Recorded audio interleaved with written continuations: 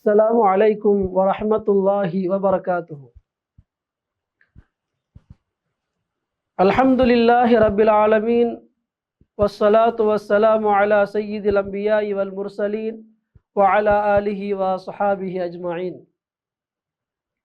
أما بعد فقد قال الله سبحانه وتعالى في القرآن العظيم والفرقان المجيد: أعوذ بالله من الشيطان الرجيم. بسم الله الرحمن الرحيم. الذين آمنوا وتطمئن قلوبهم بذكر الله ألا بذكر الله تطمئن القلوب.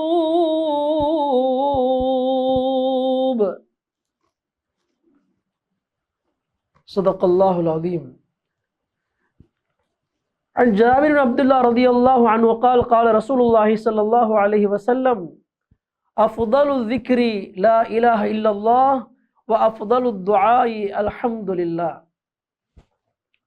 அளவற்ற அருளாளன் நிகரற்ற அன்புடையோன் ஏக வல்லவனாம் அல்லாஹ் ஒருவனுக்கே புகழ் அனைத்தும்.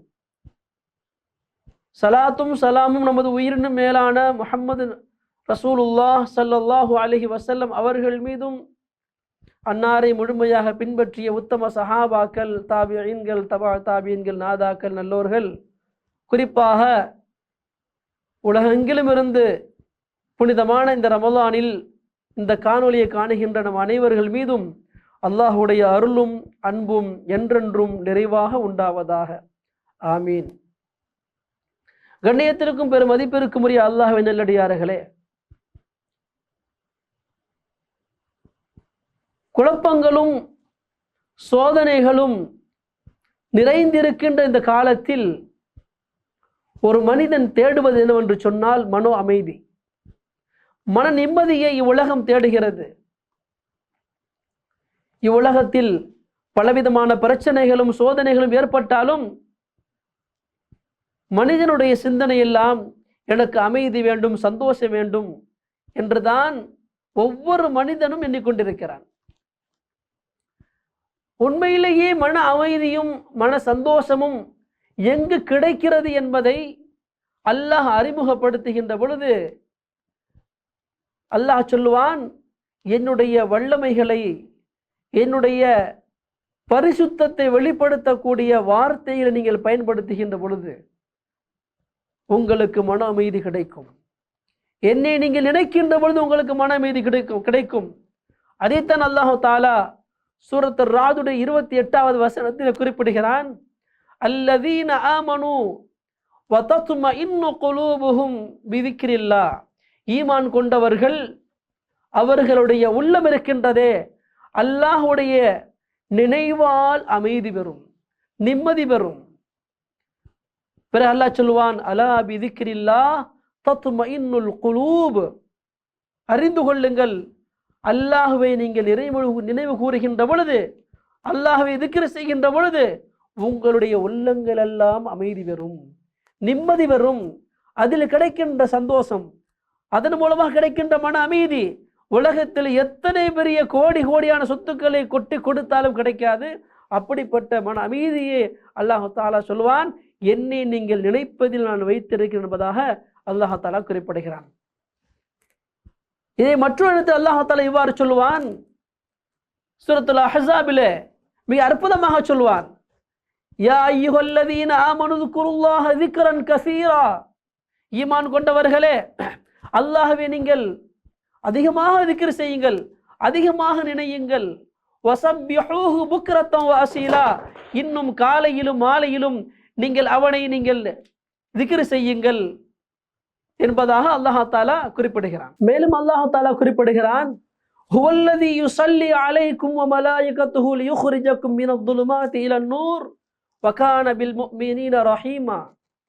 உங்களை இருளிலிருந்து வெளியேற்றி ஒளியின்பால் கொண்டுவதற்காக உங்கள் மீது அருள் புரிகின்றவன் அல்லாஹ் ஒருவனே. அவன்தான் உங்கள் மீது அருள் புரிகிறான். இன்னும் அவனுடைய மலக்குகளும் அவ்வாறே உங்களுக்காக அல்லாஹ்விடத்தில் துஆ செய்கின்றார்கள், பிரார்த்தனை செய்கின்றார்கள்.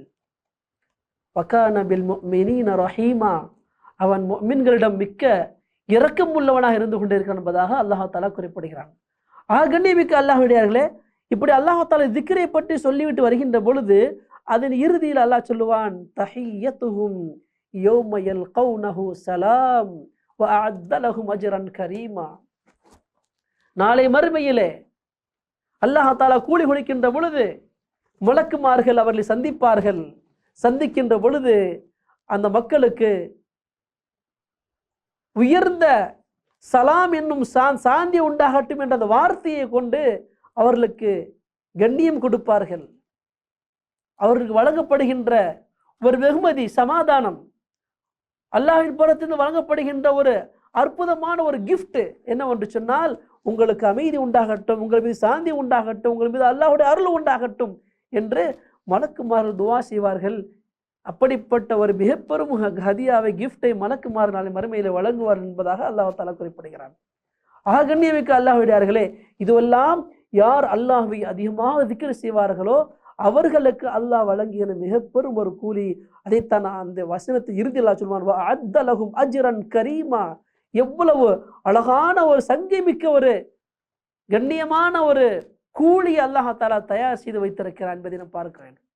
கண்ணியமிக்க அல்லாஹ்வுடையார்களே, இது போன்ற பாக்கியம் எல்லோருக்கும் கிடைக்கும், எல்லோராலும் அடைய முடியும். எப்பொழுது ஒரு மனிதன் தன்னுடைய வாழ்க்கையில் அல்லாஹ்வை அதிகமாக திக்ர் செய்யும் பழக்கம் உடையவனாக இருப்பானோ அப்பொழுது அந்த பாக்கியம் அவர்களுக்கும் கிடைக்கும். கண்ணியமிக்க அல்லாஹ்வின் நல்லடியார்களே, பெருமானார் ஸல்லல்லாஹு அலைஹி வஸல்லம் அவர்களுடைய குணம் எப்படி இருந்தது? வாழ்நாள் முழுக்க பெருமானார் அவர்கள் அல்லாஹ்வை திக்ர் செய்யக்கூடியவர்களாக இருந்தார்கள். கான நபி ஸல்லல்லாஹு அலைஹி வஸல்லம் யذ்குருல்லாஹ அலா குல்லி அஹ்யானி, எல்லா நேரமும் எல்லா நிலைகளிலும் நாயகம் ஸல்லல்லாஹு அலைஹி வஸல்லம் அல்லாஹ்வை திக்ர் செய்து கொண்டே இருந்தார்கள். ஒரு ஹதீஸில் வருகின்றது, திக்ர் செய்கின்ற உள்ளம், திக்ர் செய்யாத உள்ளம், அல்லாஹ்வை நினைக்கின்ற உள்ளம், அல்லாஹ்வை நினைக்காத உள்ளம், எந்த உள்ளம் அல்லாஹ்வை நினைக்கின்றதோ திக்ர் செய்கின்றதோ அந்த உள்ளம் உயிருள்ள உள்ளத்தை போன்று, எந்த உள்ளம் அல்லாஹ்வை திக்ர் செய்யவில்லையோ அந்த உள்ளம் இறந்த உடலை போன்று. எவ்வாறு ஒரு மனிதன் இறந்து விட்டால் அதுக்கு மதிப்பில்லையோ அது போன்று யாரு அல்லாஹ்வை திக்ர் செய்யவில்லையோ அந்த உள்ளத்திற்கு அல்லாஹ்விடத்தில் எந்த மதிப்பும் கிடையாது. மஸலுல்லதி யذ்குரு ரப்பஹு வல்லதி லா யذ்குரு ரப்பஹு மஸலுல் ஹய்ய் வல் மய்யித் என்று பெருமானார் ஸல்லல்லாஹு அலைஹி வஸல்லம் குறிப்பிடுகிறார்கள். வாழ்க்கையில் அதிகமாக திக்ர் செய்ய வேண்டும். எப்பொழுது நாம் அல்லாஹ்வை திக்ர் செய்வதற்காக வேண்டி ஒரு இடத்துல ஒன்று கூடுவோமோ அப்பொழுது அல்லாஹ் தஆலா நம்முடைய வாழ்க்கையிலே எல்லா விதமான ரஹ்மத்தையும் பொழிகின்றான். மலக்குமாரை சேர்ந்து கொள்கிறார்கள். அல்லாஹ்வுடைய ரஹ்மத் நம்மை நோக்கி இறங்குகிறது என்பதாக பெருமானார் ஸல்லல்லாஹு அலைஹி வஸல்லம் அவர்கள் மற்றொரு ஹதீஸிலே குறிப்பிடுகிறார்கள். கண்ணியத்திற்குரிய அல்லாஹ்வின் நல்லடியார்களே, திக்ர்களிலே சிறந்த திக்ர் எது என்பதை ஹதீஸிலே பார்க்கின்ற பொழுது பெருமானார் ஸல்லல்லாஹு அலைஹி சொல்வார்கள், ஒரு ஹதீஸிலே, அஃதலு ذிக்ரி லா இலாஹ இல்லல்லாஹ், திக்ர்கள் ஆகச் சிறந்தது லா இலாஹ இல்லல்லாஹ், அல்லாஹ்வுடைய ஏகத்துவத்தை வெளிப்படுத்தக்கூடிய, அல்லாஹ் தான் வணங்குவதற்கு தகுதியானவன் என்ற கருத்துடைய இந்த திக்ர்கள் ஆகச் சிறந்த திக்ர் என்பதாக கற்றுத் தருவார்கள்.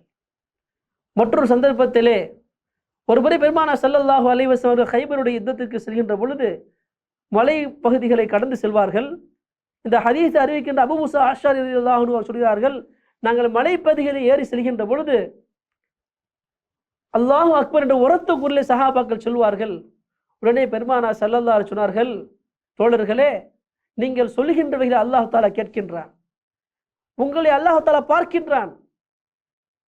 ஆகவே நீங்கள் சொல்லுகின்ற வார்த்தையை அமைதியாக சொல்லுங்கள் என்று சொல்லிவிட்டு என்னிடத்தில் சொல்வார்கள், அலா அதுல்லுக அலா கலிமத்தின் மின் குனூஸில் ஜன்னா குல்து பலா ஃபகால லா ஹவ்ல வலா குவத்த இல்லா பில்லாஹ்.